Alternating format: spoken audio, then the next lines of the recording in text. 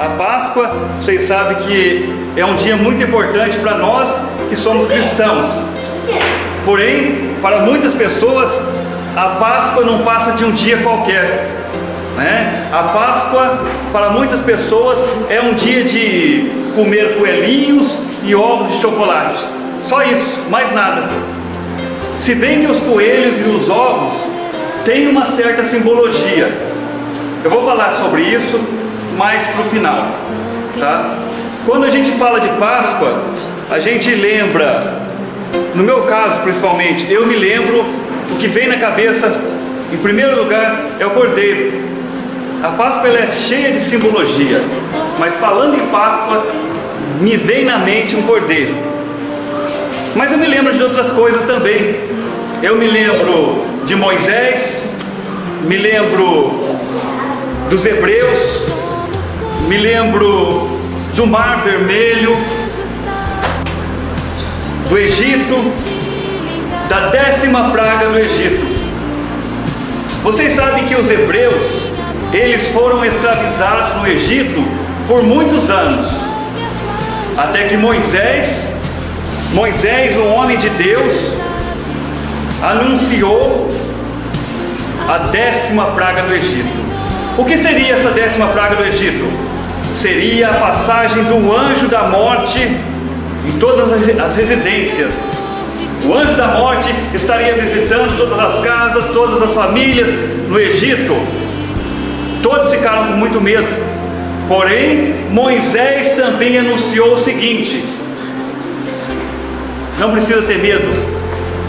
Quem não quiser que o anjo da morte visite a sua casa, faça o seguinte: você vai sacrificar um cordeiro e com seu sangue você vai passar nas batentes da porta, nas laterais da porta. Batente é aquela parte que parece uma trave, né? Parece um gol. Você vai sacrificar o cordeiro e vai passar o seu sangue nas batentes. Quem creu em Moisés fez isso. Quem não creu, a morte adentrou a casa. Esse anjo da morte adentrou a residência das famílias que não fez isso e levou o primogênito. O que seria primogênito? O irmão mais velho. É o filho que nasceu primeiro. Ou seja, quem nasceu primeiro é o filho mais velho da família, porque ele nasceu primeiro, né?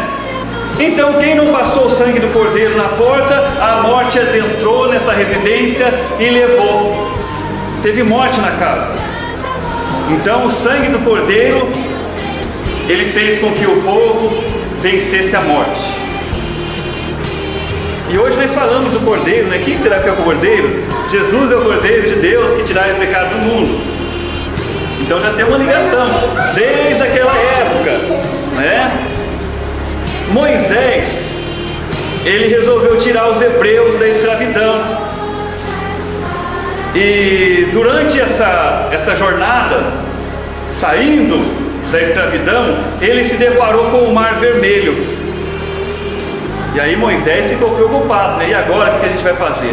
Mas através do poder de Deus, o Mar Vermelho foi se abrindo para que seu povo pudessem passar. E aí os hebreus caminharam. Gente, olha só a força de Deus, o poder de Deus. Imagina você diante do mar, diante da dificuldade, e esse mar abrir para você passar. Quem crê em Deus fielmente, Ele age na nossa vida. Aliás, Deus age em nossa vida todos os dias, e muitas das vezes nós não observamos o agir de Deus na nossa vida. E assim o povo caminhou no meio do mar, o mar se abriu, e aí os egípcios estavam se aproximando. O que aconteceu? O mar se fechou. O mar se fechou. E aí não deu mais, né? O povo já tinha passado. Eu falei também sobre a simbologia do coelho, dos ovos da Páscoa. Hoje é mais comercial, né? Hoje virou um comércio isso aí. Mas para os antigos, o coelho, por ele se reproduzir rapidamente, ele representava a vida. Eles viam aquele monte de coelho correndo pelos campos né? Se reproduz muito rápido. Então a simbologia do coelho é a vida. E dos ovos da Páscoa, o que será que simboliza ovo da Páscoa? Quando se vê um ovo é porque vai nascer alguma coisa, né? Então o ovo representa o nascimento. Saiba você que quando você ganhar um ovo da Páscoa, igual esse aqui, aí você já sabe que alguém está desejando para você o nascimento. Mas aí você vai falar assim, mas como? Eu já nasci, né? Então vamos pensar diferente, que seja o renascimento. Mas eu não morri para renascer? Não é nesse sentido. Renascimento de novas atitudes, renascimento de nova maneira de ser, renascimento de uma nova maneira de tratar os outros. Não é verdade? Nós precisamos renascer todos os dias, porque às vezes o nosso comportamento deixa a desejar, e é um momento propício para a gente parar, respirar e falar: eu acho que eu devo renascer em certas atitudes. Quando eu estava me preparando para falar com vocês sobre Páscoa, eu confesso que eu fiquei meio desesperado. Por quê? Eu não sei nada sobre Páscoa. Meu Deus, o que eu vou fazer? Lembra do Mar Vermelho? Diante da dificuldade o mar se abriu. Diante da minha dificuldade, Deus me deu uma luz. E eu falei assim: meu Deus, o que eu vou falar para eles?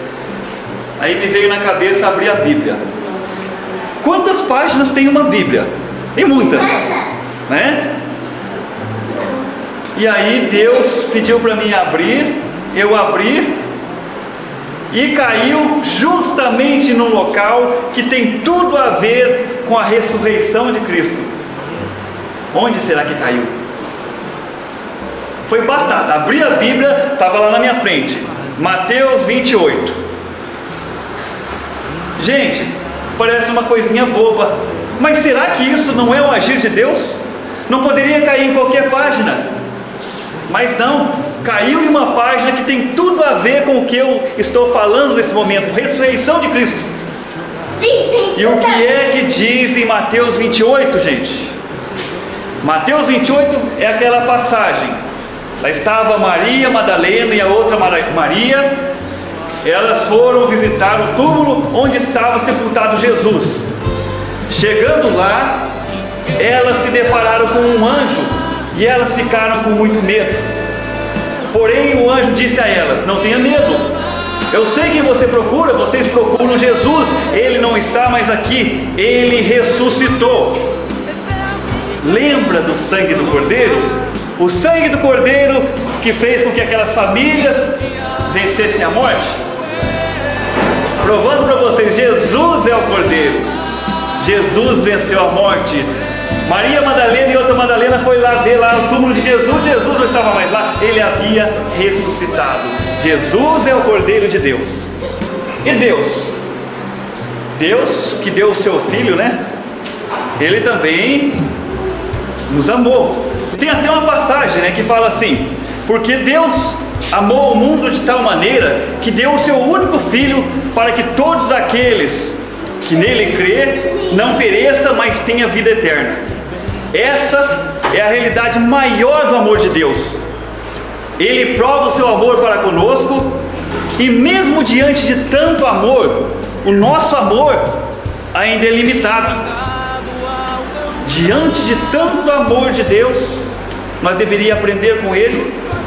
O nosso amor é restrito, é limitado. Cristo morreu por nós, sendo nós os pecadores. Já pensou num negócio desse? Cristo morreu por nós, sendo nós aqui, os pecadores. Deus nos ama verdadeiramente. Ele não nos ama por causa de nossos méritos, por causa do que nós temos no bolso. Não, Ele escolheu nos amar. E nós podemos conhecer a intensidade desse amor quando nós olhamos para o céu e refletimos sobre o sofrimento de Cristo na cruz. Seu sangue derramado por nós é a prova viva desse amor eterno. Deus é onisciente, Ele sabe de todas as coisas. Deus é onipresente, Ele está aqui e em todos os lugares. Deus é onipotente, Ele tem poder infinito, o único com poder infinito. Deus perdoa, Deus liberta, Deus cura, Deus salva.